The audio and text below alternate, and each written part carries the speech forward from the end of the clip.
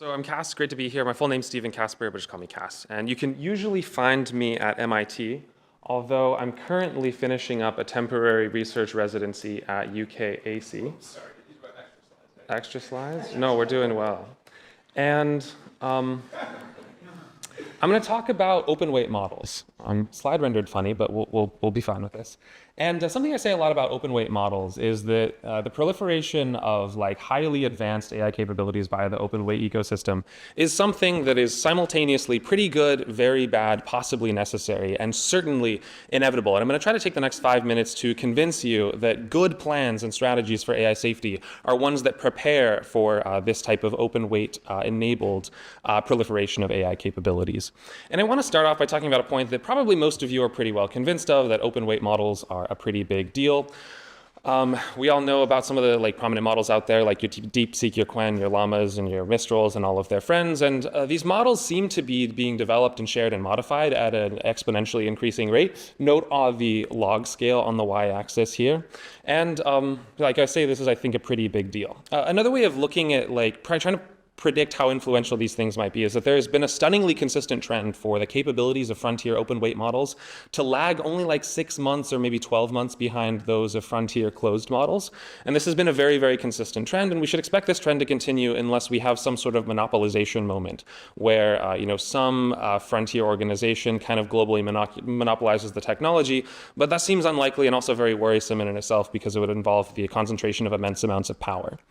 Another perspective on why open weight model risk management seems really important is to also kind of look at some empirical trends and maybe some reasons to explain these underlying trends about how lots of open weight models tend to be somewhat less safeguarded than some of their closed weight counterparts. For example, I think DeepSeek is case in point here. Here are a handful of photos of papers from earlier this year that I'm going to throw up here, which kind of all converged on DeepSeek R1 to red team it earlier this year, and all made the same kind of point that wow, compared to its peer OpenAI O1, DeepSeek R1 is pretty poorly safeguarded. And I think there's some reasons to expect that this is just going to be the case in general, because the open weight model ecosystem, unlike the closed one, the closed weight model ecosystem tends to be frontiered by systems that are developed by fast followers. And when you're an open weight model developer, you have a lot of incentive to try to be a fast follower and push things to market and generate a lot of hype. And you don't tend to be as big as some of the closed weight model developers and have a lot of safety, mature safety infrastructure and scrutiny on you. If you want to look at just how widely modified open weight models are proliferating, which could be potentially used for harm, one way to kind of go do this is just go to Hugging Face and search up a couple keywords, like the keyword obliterated with an A, or the keyword uncensored, and you can find thousands of models already on Hugging Face kind of showing this. Another perspective I want to give about hazards and the importance of managing risks in the open weight model ecosystem comes from just looking at some of the harms that we've already seen enabled by open weight models, particularly image generators and video generators, which are oftentimes pretty irresponsibly used. It's kind of hard to study this. There's not a lot of quantitative research about it because it's a little bit taboo and things often happen underground, but there's some pretty bad things that we already see happening involving non-consensual intimate imagery and CSAM. And this is not a good sign of what's to come when we have increasingly risky capabilities in the open weight ecosystem.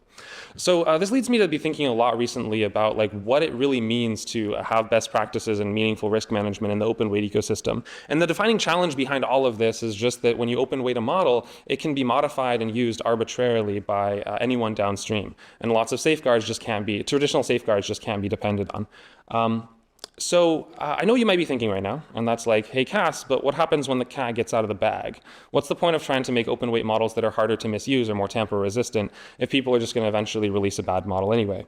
And I think this is a good point, and it's a fundamental limitation, but I want to make a few points here about how barriers to misuse are still good. We're not always up against sophisticated adversaries. We also want to reduce the risk of negligence and accidents. It's good to have standards for models. Something I say is that if we expect AI developers to try to meaningfully mitigate risks from their open systems, we should expect AI developers to try to meaningfully mitigate risks from their open weight systems. And finally, what other hope do we have, right? If this open weight, very powerful open weight model capabilities are going to proliferate inevitably, then you can't have AI safety unless you have open weight model safety in a certain sense. So I'll take the last about like minute or so to talk a bit about like a key core strategy behind open weight model risk management and some stuff that UKAC is working on, and we're going to have a paper about it soon. That's all about trying to make open weight models tamper resistant and make it harder for people to do bad things with them, even when they kind of like try as hard as they can. There's been a lot of work on tamper resistance in the past few years. Here are some papers rendered not so well, but there they exist, and I can send you these from my notes afterward if you want. But this whole like tamper resistance venture is not going very well. And I don't mean that like the blue team is losing the arms race. I kind of mean that the blue team really hasn't made progress in the arms race. There's no existing tamper resistance safeguard out there that is actually going to resist even just simple fine-tuning attacks. And one possible reason for this is that we tend to like use the same basic paradigm when we try to make models tamper resistant. We start with a language model, we try to reinforce some good stuff, we try to remove some bad stuff, and then empirically we just gonna get this kind of problem where we still have a smiley Shoggoth on our hands. And part of the root of the problem seems to be that we fine-tune these models on so much information that gives them knowledge that we don't necessarily want. And right now UKAC, I'm really excited about, has some work that's going to come out soon on how data filtration can make open weight models a lot safer. And I'm excited for this to be kind of incorporated into open weight model risk management strategies.